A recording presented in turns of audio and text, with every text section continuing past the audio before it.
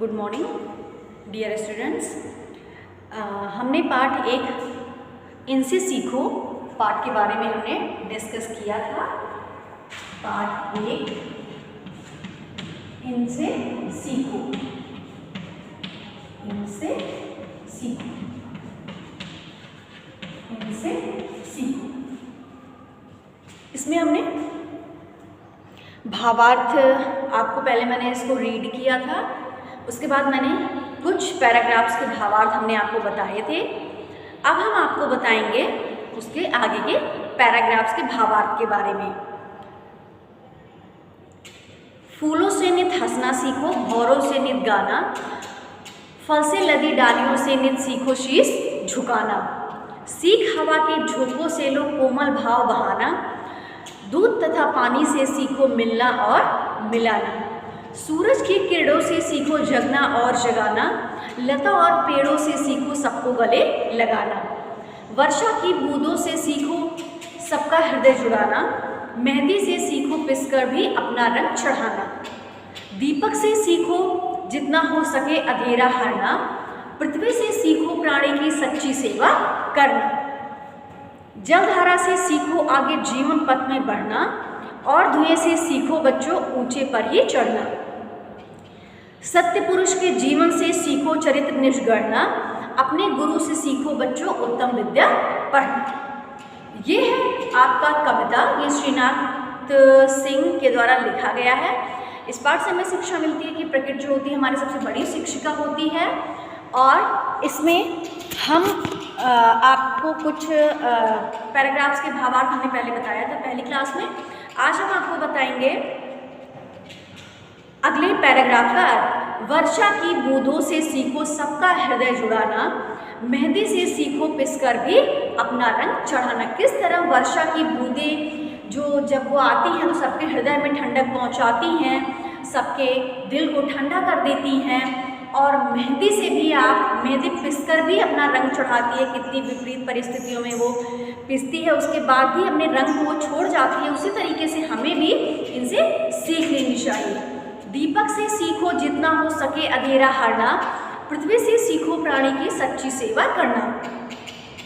दीपक जो होता है जितना अंधेरा वो दूर करता है, उसी तरीके से हमें भी अपने आसपास फैले बुराइयों को हमें ख़त्म करना चाहिए और वहाँ पे हमें प्रकाश उत्पन्न करना चाहिए अपने सुंदर विचारों से, सुंदर मन से, सुंदर जहाँ पे भी अंधेरा है, जहाँ पे गलत चीज़ें हो रही हैं, वहाँ हमें उन बुराइयों को दूर करके हमें अपने जीवन में और दूसरों के जीवन में भी प्रकाश लाना है, उनके अंधेरे को दूर करना है। और पृथ्वी से सीखो प्राणी की सच्ची सेवा करना। जिस तरीके से पृथ्वी प्राणी की सेवा करती है, हमेशा पृथ्वी पर कितने भी अत्याचार होते हैं, कुछ भी होते हैं, लेकिन फिर भी वो प्राणी की सच्ची सेवा करती है। और ठीक उसी प्रकार हमें भी दूसरों प्राणियों की सेवा करनी चाहिए। जलधारा से सीखो आगे जीवन पथ में बढ़ना, और धुएं से सीखो बच्चों ऊंचे पर ही चढ़ना।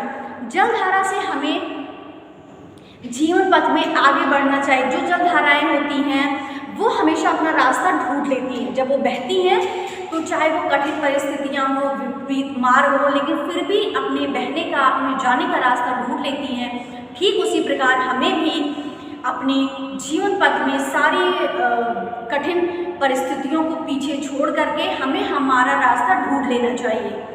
और धुएं से सीखो बच्चों ऊंचे पर ही चढ़ना। जिस तरीके से धुआं हमेशा ऊंचाई पे जाता है, उसी तरीके से हमें भी हमेशा अपनी ज़िंदगी में, अपने जीवन में हमेशा ऊंचे पर ही चढ़ना चाहिए। सत्य पुरुष के जीवन से सीखो चरित्र निष्गढ़ना, अपने गुरु से सीखो बच्चों उत्तम विद्या पढ़ना। हमें सत्य पुरुष के जीवन से हमेशा अपने चरित्र को संवारने में हमें अपना चरित्र उत्तम रखना चाहिए। जैसे सत्य पुरुष जो महान पुरुष होते हैं, उनके चरित्र निर्माण की तरह हमें भी अपने चरित्र को उज्जवल बनाना चाहिए। हमें अपने चरित्र का निर्माण करना चाहिए और अपने गुरु से सीखो बच्चों उत्तम विद्या पढ़ना। जो हमारे गुरु होते हैं हमें हमेशा उनका आदर करना चाहिए और हमें उनसे हमेशा श्रेष्ठ विद्या, जो श्रेष्ठ विद्या होती है वो हमें हमेशा सीखना चाहिए। तो ये था आपका पाठ 1 इनसे सीखो। भावार्थ हमने बता दिया है। इस पाठ से हमें ये शिक्षा मिलती है कि जो प्रकृति होती है वो हमारी सबसे बड़ी शिक्षिका होती है। हमें किसी और से सीखने की ज़रूरत नहीं है, हमें किसी और से भी सीखने या कुछ भी करने की ज़रूरत नहीं है। हम आराम से जो है वो सीख सकते हैं। और इस पाठ से हमें ये शिक्षा मिलती है कि हमें प्रकृति से सीखना चाहिए और प्रकृति हमारी सबसे बड़ी शिक्षिका होती है। प्रकृति से ही हम बहुत सारी चीज़ें सीख सकते हैं। तो ये पाठ आपका खत्म हुआ। अब आप शब्दार्थ जो है वो कॉपी में लिखेंगे। आप एक कॉपी बनाएंगे पल्लव की, व्याकरण की कॉपी अलग बनेगी, पल्लव की कॉपी अलग बनेगी। 2 कॉपी आपको बनानी है और 1 पेज प्रतिदिन आपको सुलेख लिखना है। आपको हिंदी की 3 कॉपियाँ बनानी है।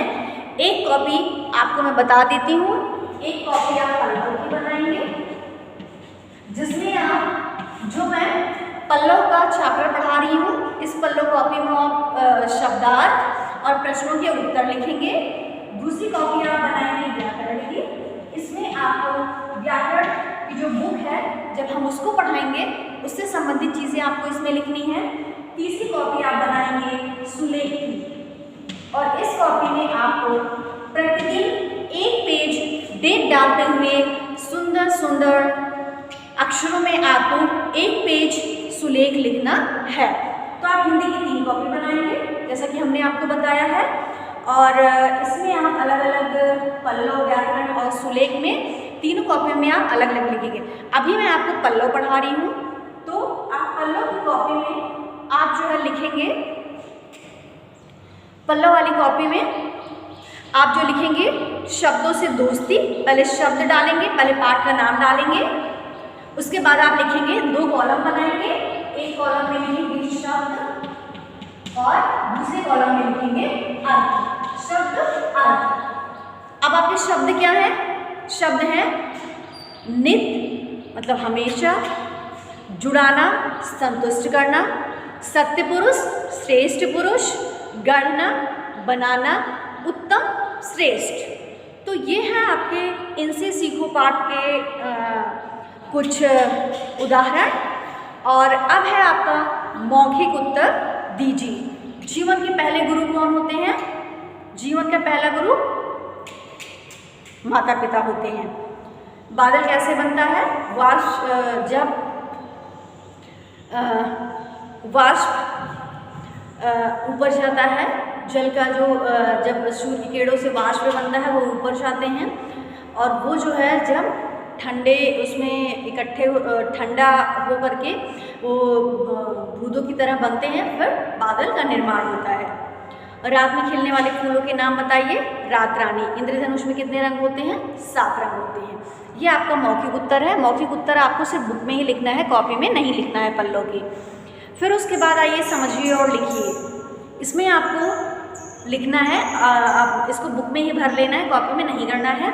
जैसे पढ़ना पढ़ता है, पढ़ा पढ़ेंगे। दूसरा है गाना गाता है, गाया गाएंगे। इस तरीके से आपको ये लिखना है। यहाँ तक आप कर लेंगे, उसके बाद हम आपको आगे बताएंगे।